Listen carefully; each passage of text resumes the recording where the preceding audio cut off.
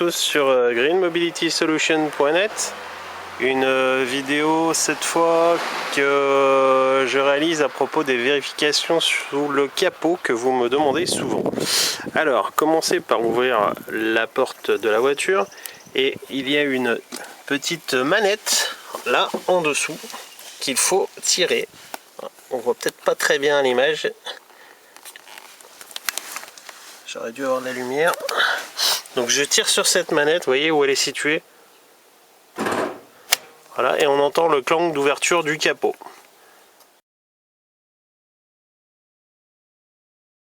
peut voir ici que le capot est entrouvert. Alors vous voyez, il se soulève pas comme ça. En fait, il y a une deuxième sécurité. Alors je la connais bien, elle est vraiment pile, vous voyez, en face du milieu du logo Nissan là.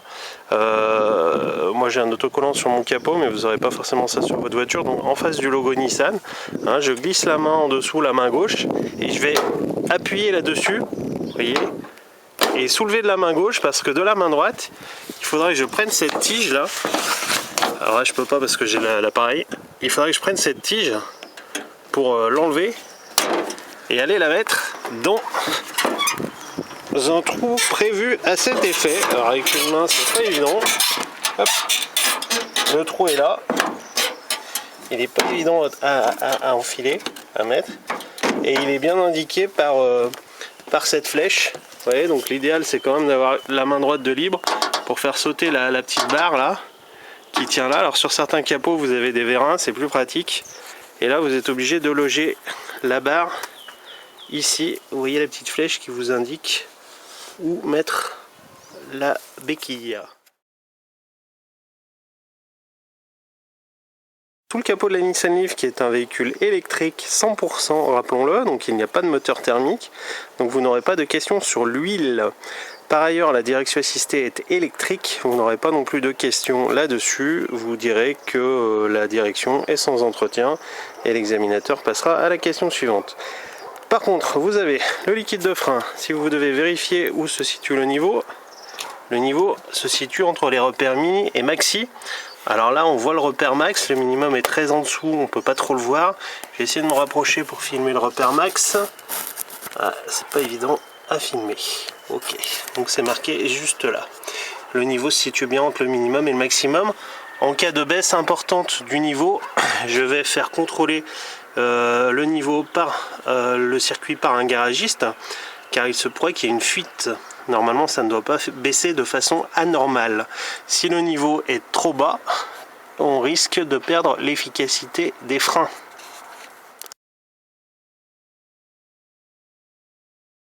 Vérifier le niveau du liquide de refroidissement. Là on devrait voir beaucoup mieux le repère minimum et maximum. Alors je suis en légère pente, c'est pour ça que vous voyez que le niveau est légèrement décalé vers le bas comme ça, mais vous faites ça bien à plat et normalement vous arrivez entre le repère minimum et maximum. Le danger si vous ouvrez le liquide de refroidissement avec le moteur chaud, c'est de vous ébouillanter. Ok, voilà, si vous en manque un petit peu, vous pouvez en rajouter, mais attendez que le moteur soit froid. La batterie du véhicule se situe à droite sous le capot, hein, c'est-à-dire côté conducteur. Et si vous regardez tout à l'heure, le liquide de frein, en fait, il est vraiment en face de la pédale de frein. La batterie est juste à côté là.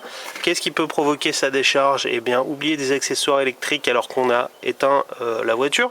Oubliez par exemple les lampes du plafond, les lampes, les feux de position par exemple, ou tout autre accessoire électrique. Comment démarrer le véhicule sans le déplacer en cas de panne de batterie? À ce moment là vous branchez en parallèle une autre batterie, c'est à dire que vous mettez bien le moins branché au moins de l'autre voiture, le plus branché au plus de l'autre voiture, et sinon vous pouvez également remplacer la batterie par une neuve. Pour changer une ampoule, alors il suffit de passer par derrière, il n'y a pas besoin d'enlever tout le feu, en fait tout le bloc. Il suffit d'enlever cette partie là, vous voyez là il y a des ampoules également, en fait vous voyez les fils électriques qui arrivent. Et la précaution à prendre, c'est de manipuler l'ampoule avec des gants ou avec un chiffon, ne pas toucher directement l'ampoule halogène avec les doigts. La trace que vous laisseriez sur le verre peut le faire éclater par la suite quand il sera chaud. Pour ce qui est du réglage des feux, là vous voyez une vis Voilà, vous en avez une de chaque côté. Hop, je vais vous montrer de l'autre côté. Voilà, vous avez une vis ici. Alors c'est le garagiste qui règle les feux, parce que en cas de mauvais réglage, si vous les réglez trop bas, vous y verrez mal. Si vous les réglez trop haut, vous risquez d'éblouir les usagers arrivant en face. Le liquide lave-glace se trouve à gauche là sous le capot. Alors vous voyez, vous avez ce capuchon.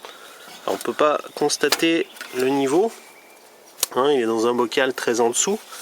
Par contre, on met un liquide spécial en hiver pour éviter que le liquide ne gèle. Hein, c'est un liquide qui contient un antigel, ce qui évitera qu'il gèle carrément dans le bocal au fond du tuyau.